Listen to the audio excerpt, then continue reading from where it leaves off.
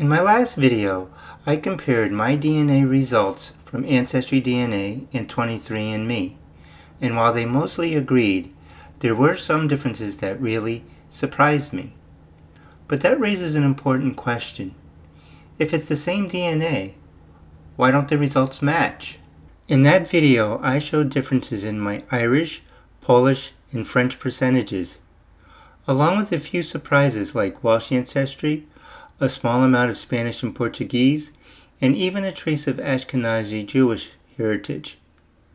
So today, I want to take the next step and explain why that happens, because understanding this can change how you look at your own DNA results. The biggest reason that these results differ comes down to something called reference populations.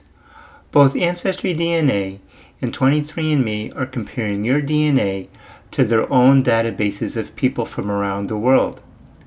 But here's the key. They're not using the same databases. Each company has collected DNA from different groups of people, and they define those groups a little differently. Another reason for the differences is how each company defines regions. For example, one company might group certain areas together under England, while another might separate that into England and Wales.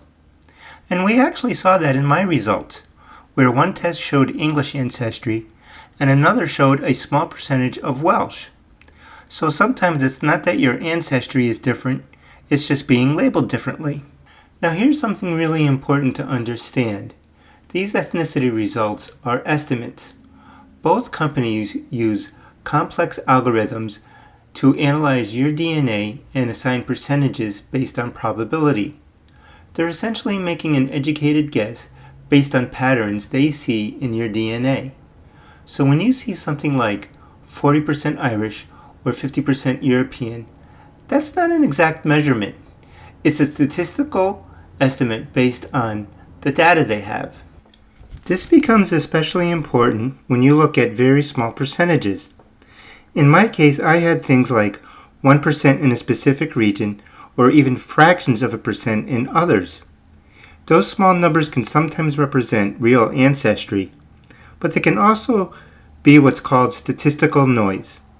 In other words, the system is trying to place bits of your DNA somewhere, even if it's not completely certain.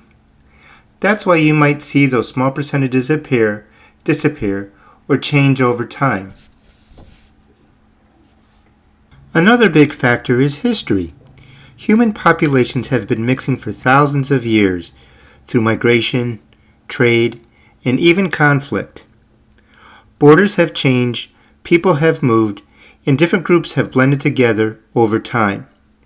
So when you see something like a small percentage of Spanish or Portuguese alongside Irish ancestry, it might reflect very old connections between populations. Your DNA is carrying pieces of that long, complex history. One more thing to keep in mind. These results can change. Both Ancestry DNA and 23andMe regularly update their estimates as they collect more data and improve their methods.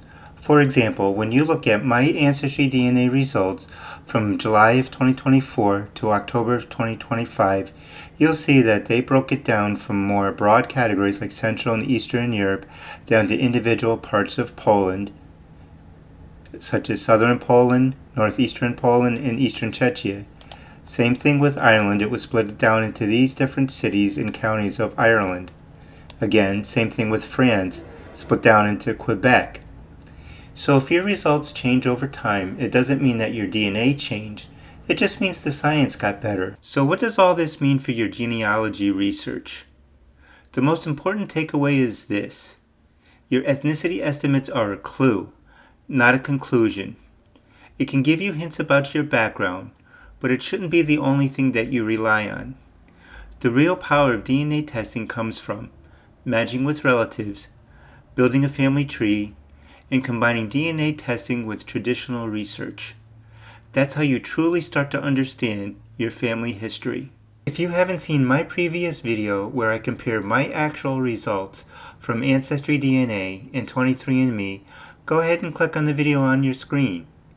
And if you're just starting out with genealogy research, I put together a beginner playlist that walks you through everything step by step. Thanks for watching, and I'll see you in the next video.